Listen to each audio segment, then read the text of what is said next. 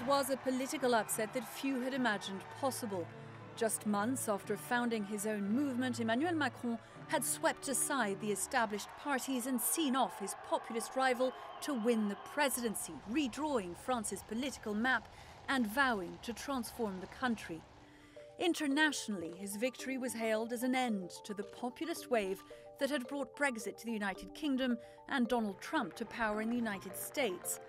As a passionate pro-European, the French president presented himself as a vocal champion of multilateralism and of global efforts to tackle issues like climate change, in stark contrast to the American president that he nonetheless sought to woo. Domestically, Emmanuel Macron set about implementing his liberal reform agenda, shaking up France's labour code, transforming its wealth tax into a property tax, and making changes to council taxes and national insurance contributions made by employers. Demonstrations were held, but never seemed to threaten the path the French president was on. Until the Gilets jaunes, a leaderless, popular revolt born of anger at an eco-tax on fuel. The protesters took to the streets, blockading roads, toll booths and fuel depots, and each Saturday the Yellow Vests took to the streets in what were often violent gatherings. The French Prime Minister announced a climb down that was deemed too little too late for the Yellow Vests, whose protest had widened to the problem of the cost of living and zoomed in on the person of the French president himself.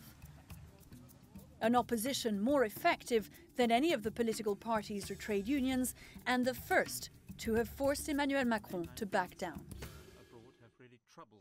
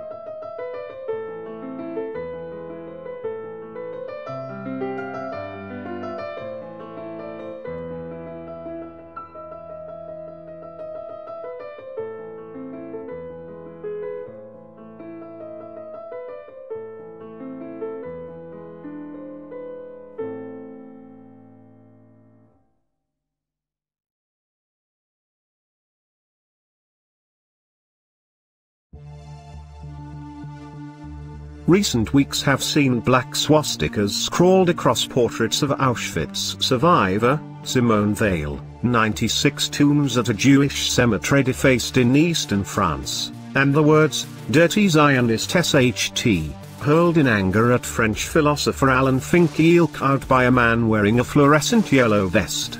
These are but a few of the anti-Semitic attacks that have blighted the country in recent months. Home to Europe's largest Jewish community, France has seen a 74% rise in anti-Semitic incidents over the past year, according to French authorities. French President Emmanuel Macron has gone as far as to say that anti-Semitism is at its worst levels in France and in other parts of Europe since World War II. Studies have shown anti-Semitism is rising sharply across Europe, but this violent resurgence in France has triggered some deep soul-searching, with many asking, what's behind it?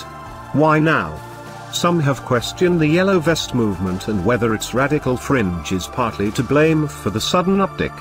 Anti-Semitism was going strong before the Yellow Vests, but it's even stronger today thanks to some of them.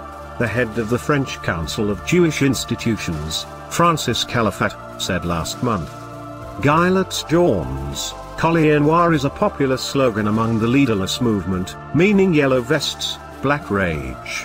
For almost 4 months it's this rage that has poured out along the Champs-Élysées, shattering shop windows, leaving police officers wounded and symbolically knocking the Marianne, a national figure who embodies the French Republic, off her perch.